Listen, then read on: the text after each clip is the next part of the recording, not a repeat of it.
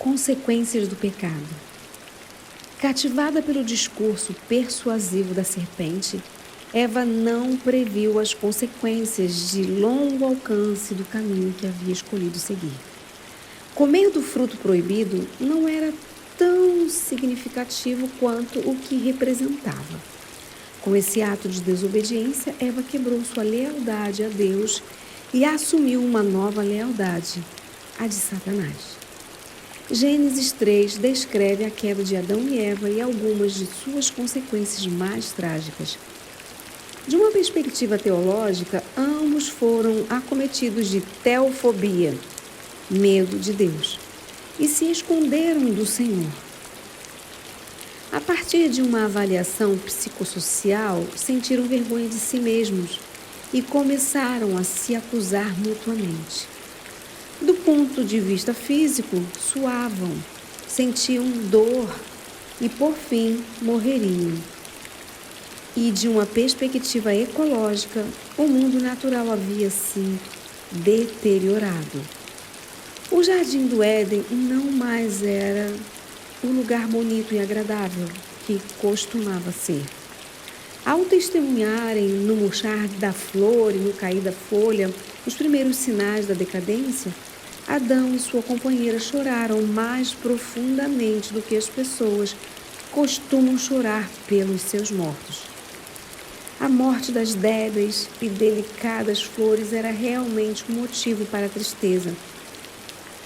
Mas quando as belas árvores perderam suas folhas, essa cena lembrou-lhes o fato cruel de que a morte é o destino de todo ser vivente. Patriarcas e Profetas, página 37 e 38.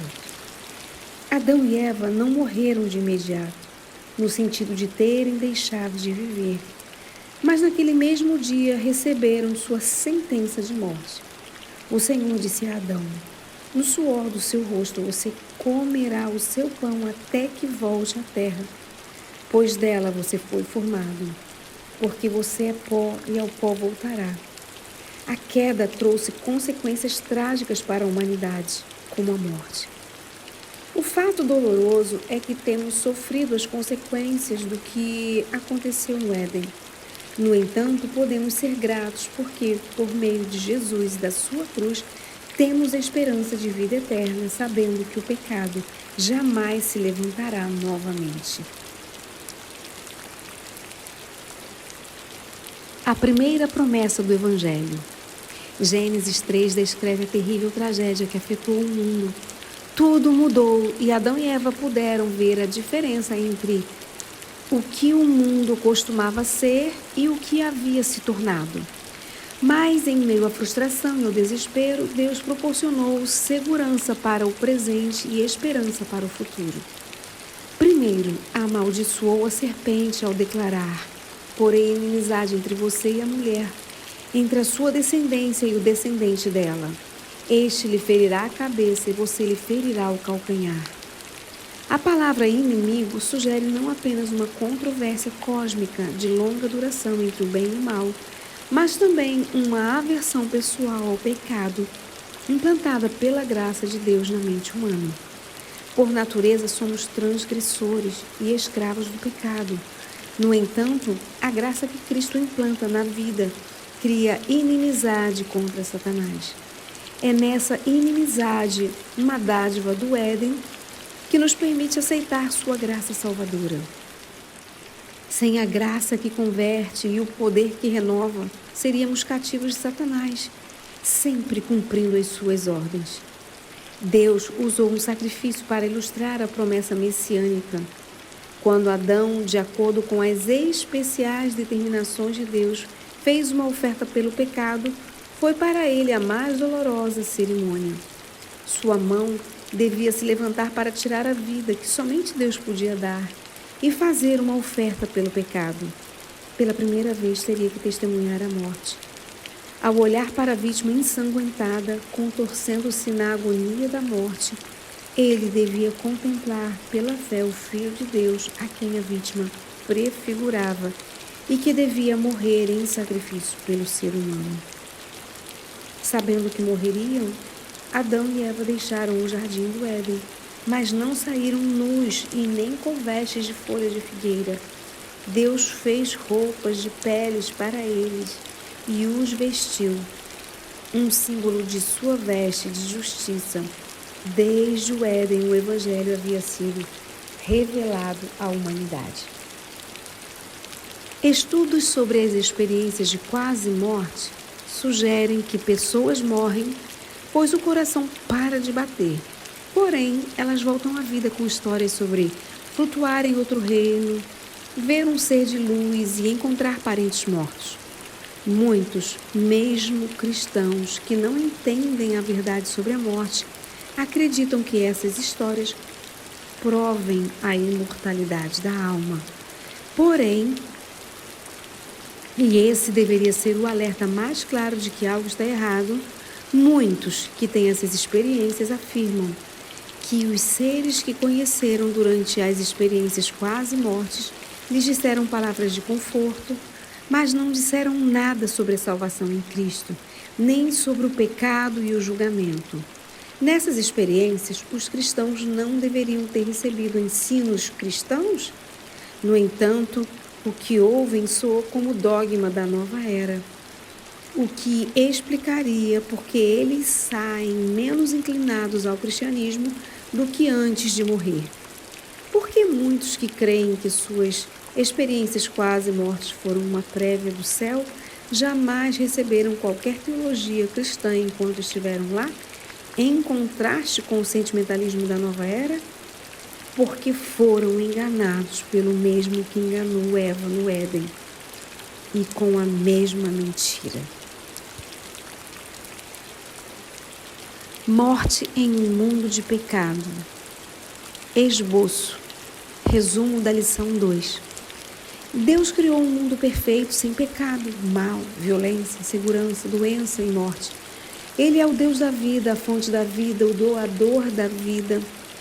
Há um grande contraste entre o mundo de Gênesis 1 e 2, onde tudo é significativo, belo e harmonioso, retratado em cores vibrantes, alegres e claras, com melodia edificante, e o mundo do restante de Gênesis, em que tudo o que é bom é de súbito atingido por uma tempestade de pecado e, consequentemente, prejudicado com relacionamentos amorosos arruinados. As cores tornam-se escuras e a música dissonante. O potencial puro e excelente para crescimento e exploração é comprometido.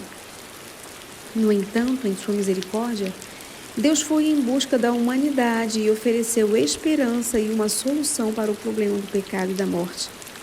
Nenhum sistema filosófico ou religião pode trazer uma solução para a morte, para o processo de morrer e efetuar a restauração plena da vida em nosso mundo, eliminando a morte. Somente o Deus vivo, por meio das suas ações graciosas, pode fazer isso. Assim, nada nem ninguém pode ser comparado ao nosso Criador e Redentor. Ele é, acima de toda a sua criação, único e soberano. A rebelião e a desobediência começaram no céu, mas foram transferidas para a terra quando Adão e Eva pecaram. Assim, o grande conflito entre o bem e o mal se estabeleceu também na terra. Deus não deixou a humanidade em seu pecado, mas liderou uma guerra contra os poderes das trevas e o seu comandante Satanás. O Criador colocou inimizade entre o mal e a humanidade para que os humanos não fossem encantados e enlaçados por ele, mas fossem capazes de dizer não enquanto se apegavam a Deus em busca de sabedoria e força. O Deus Criador trouxe uma solução para o problema do pecado, enviando a semente prometida, Jesus Cristo, como Salvador da humanidade. O pecado trouxe não apenas complicações, mas também a morte. No entanto, Jesus venceu a morte por sua vida perfeita de serviço amoroso, sacrifício altruísta e obediência voluntária. Satanás, o autor da destruição e da morte.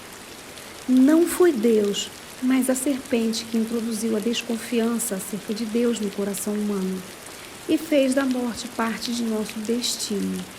Por meio da desobediência de Adão, a morte passou a toda a humanidade.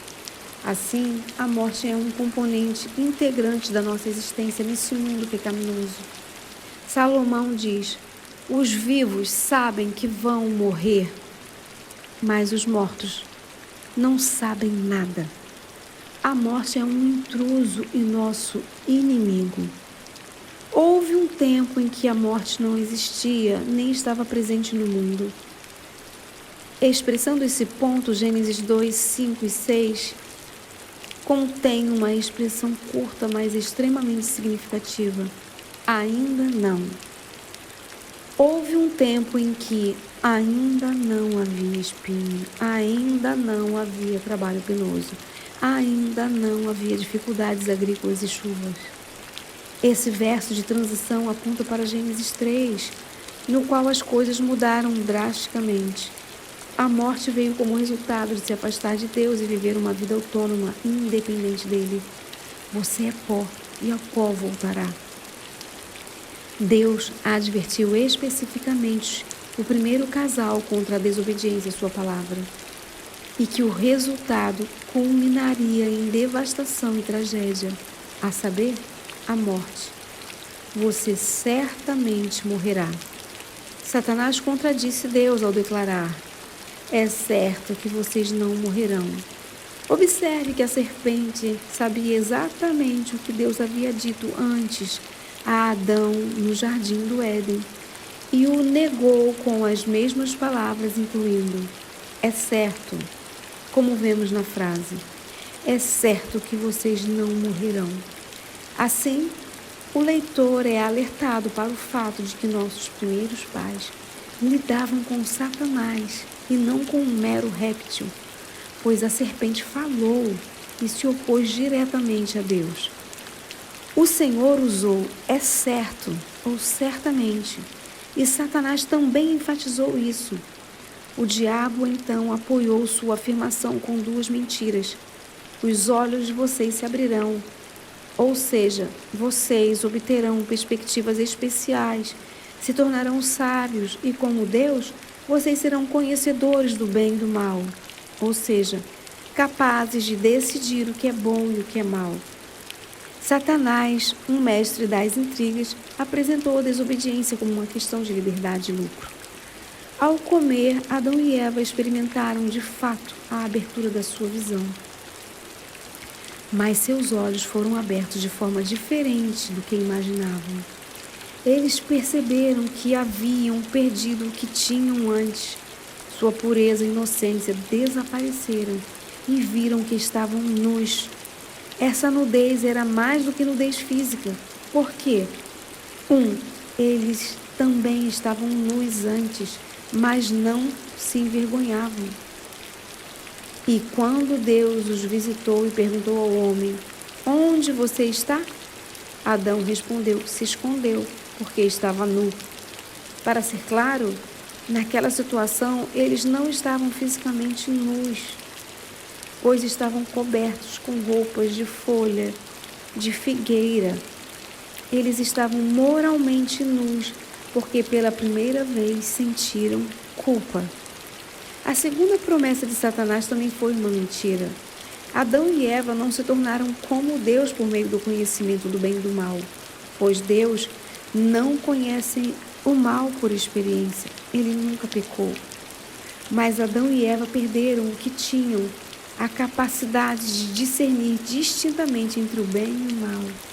Uma tradução literal de Gênesis 3:22 revela esse fato.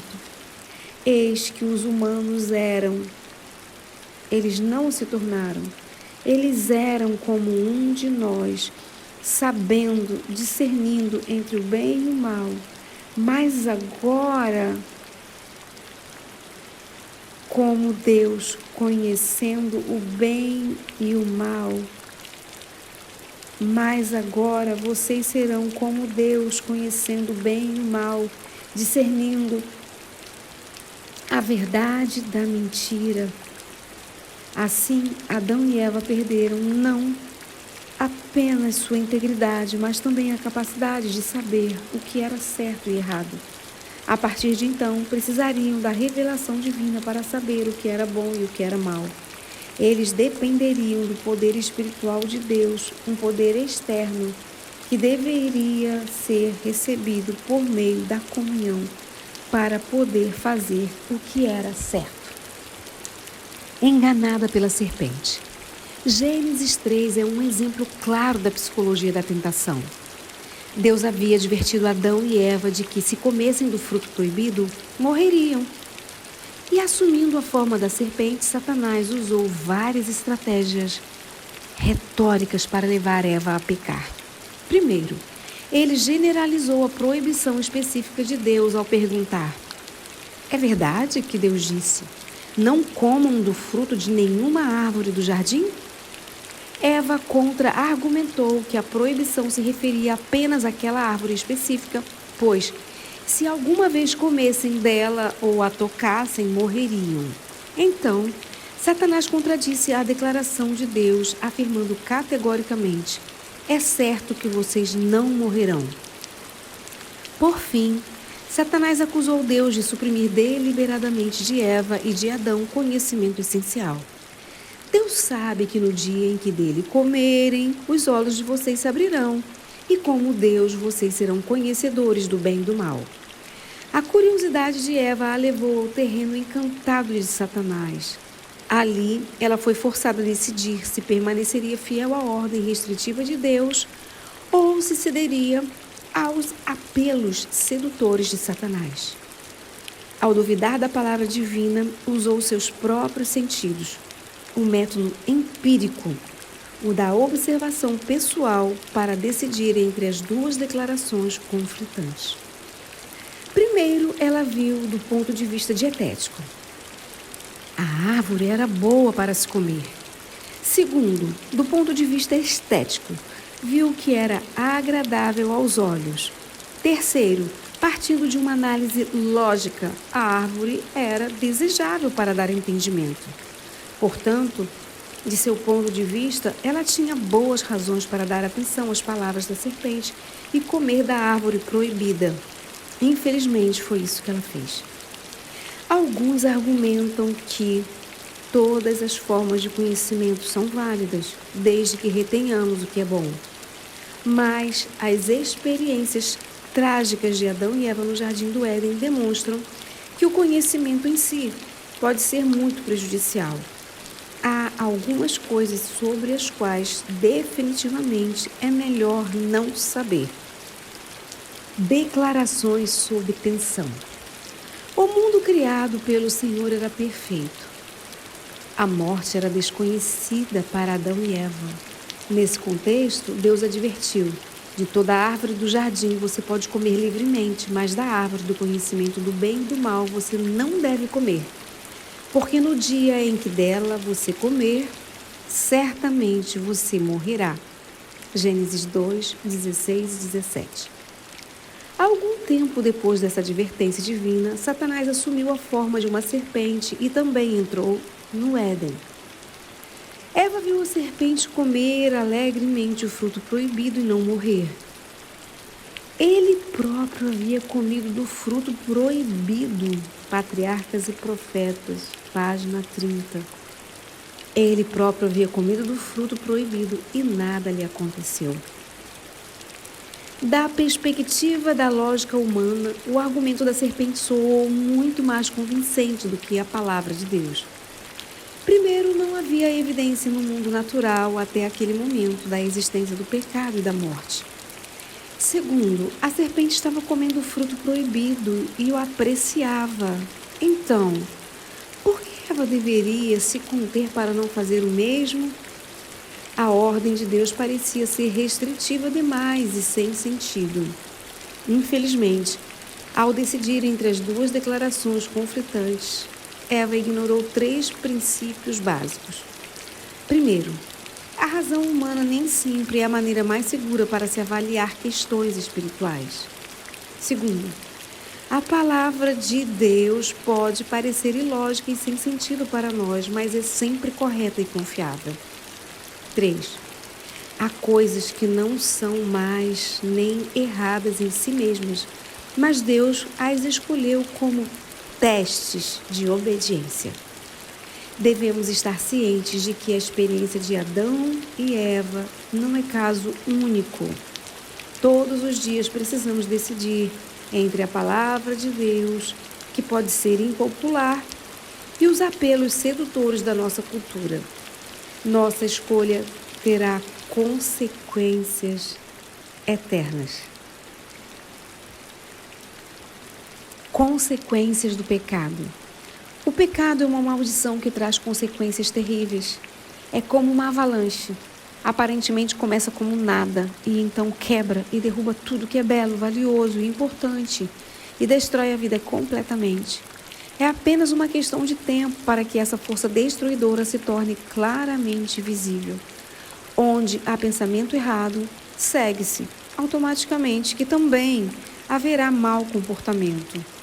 O pecado destrói todos os tipos de relacionamentos significativos. Traz apenas miséria, sofrimento, separação e complicações. Romper nosso relacionamento com Deus, a dimensão vertical de nossa existência, traz múltiplas rupturas horizontais.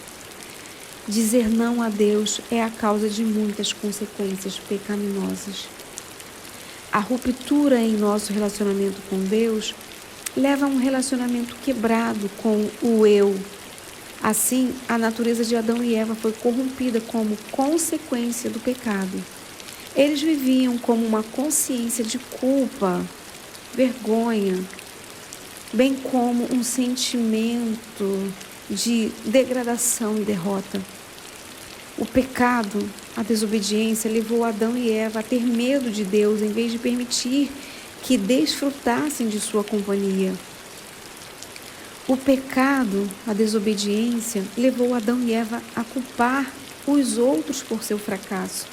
Assim, eles experimentaram um relacionamento rompido um com o outro. O pecado os alienou um do outro. O pecado, desobediência, trouxe a morte à família humana, porque o relacionamento de Adão e Eva com o doador da vida foi rompido. O pecado, desobediência, tornaria o parto e a criação de filhos uma experiência dolorosa.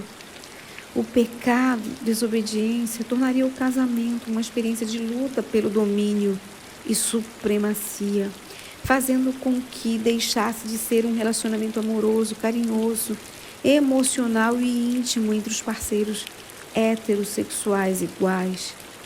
O pecado, desobediência, tornaria o trabalho uma experiência dolorosa, suor e cansaço resultantes do esforço para obter o sustento se tornariam parte da vida.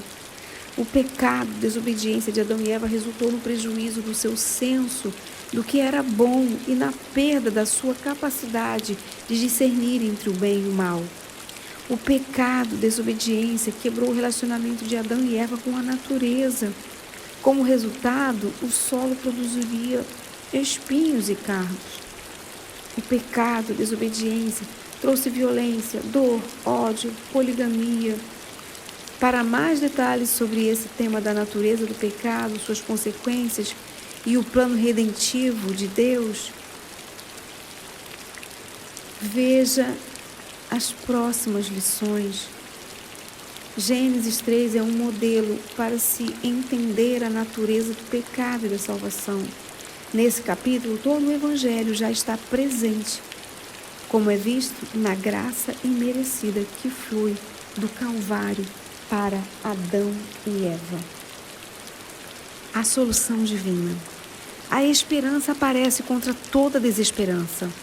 Em meio à escuridão, desespero e condenação, Deus assegura o futuro da humanidade, muito embora Adão e Eva não merecessem viver. Primeiro, Deus procurou o ser humano. Onde você está? Essa pergunta tinha vários propósitos. Primeiro propósito, serviu como um convite ao diálogo. Segundo, serviu como uma oferta de graça.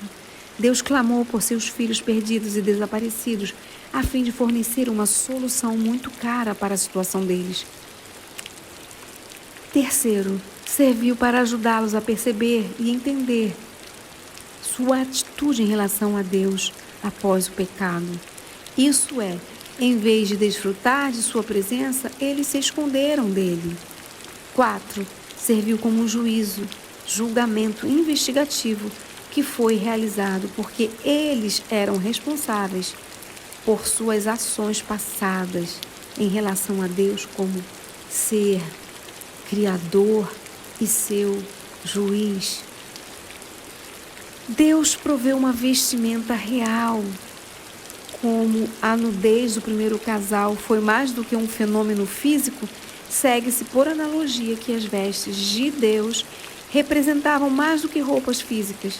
Deus lhes deu uma vestimenta de pele que eles mesmos haviam feito e assim cobriu os pecadores com o manto da sua justiça.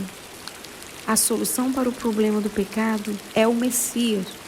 O perdão e a redenção devem ser garantidos por meio do sacrifício gracioso de Deus, representado pela morte do animal, de cuja pele foram feitas as vestes que Adão e Eva usaram. Terceiro, Deus criou inimizade entre os poderes do bem e do mal, para que pudéssemos odiar o mal. Quarto, Deus prometeu enviar a semente para derrotar nosso inimigo Satanás. A declaração divina à serpente está no centro desse capítulo. O Messias se tornaria o Redentor e Salvador da humanidade, e sua morte deliberada e vitoriosa acabaria destruindo Satanás e, consequentemente, tudo e todos associados a ele. O Messias seria o vencedor e daria vitória a todos os que se ligam a ele. A vitória final é assegurada por ele. Aplicação para a vida. A morte é uma realidade implacável e a perda de entes queridos é uma parte inevitável deste mundo caído. Nós podemos levar esperança em meio à decepção e ao desespero para aqueles que estão sofrendo. Por que o pecado parece tão atrativo como um ganho e não como a perda que de fato é?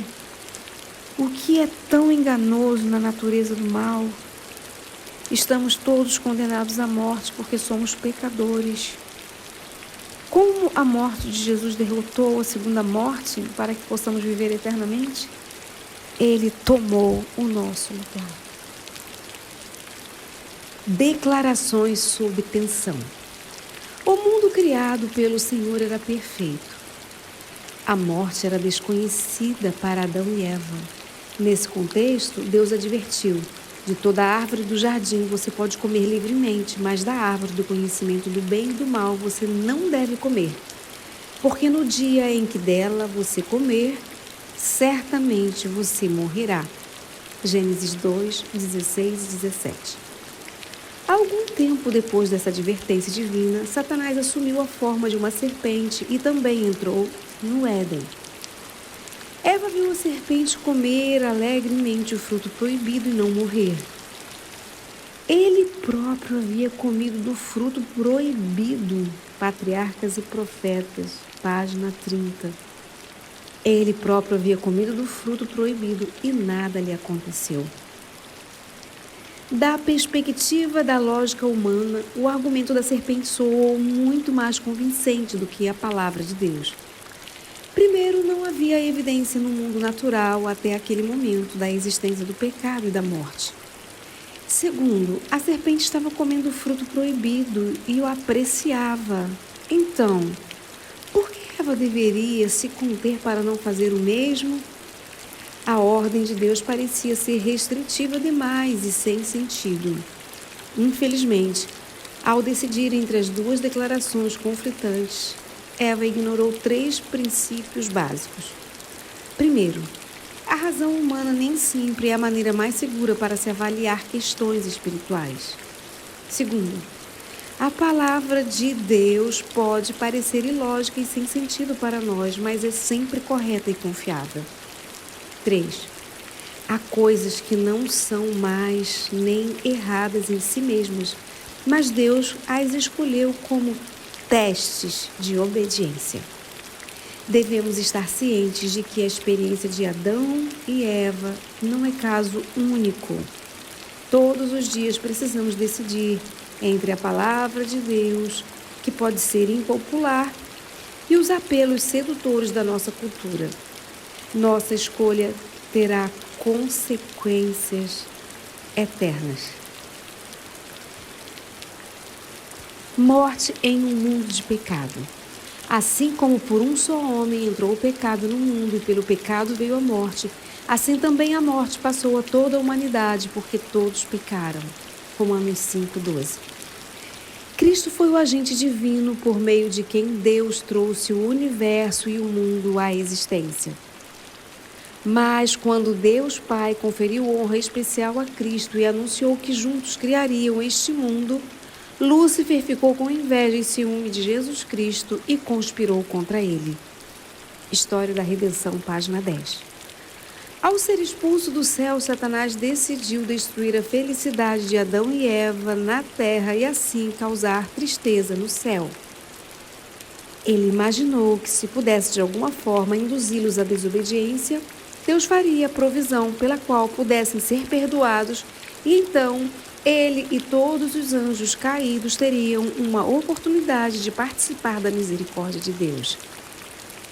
Plenamente ciente da estratégia de Satanás, Deus advertiu Adão e Eva para que não se expusessem à tentação.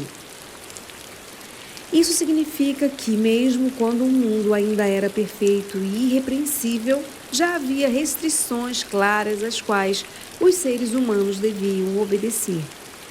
Nessa semana, refletiremos sobre a queda de Adão e Eva a respeito de como o pecado e a morte tomaram conta do nosso mundo e acerca de como Deus plantou uma semente de esperança para a humanidade ainda no Éden.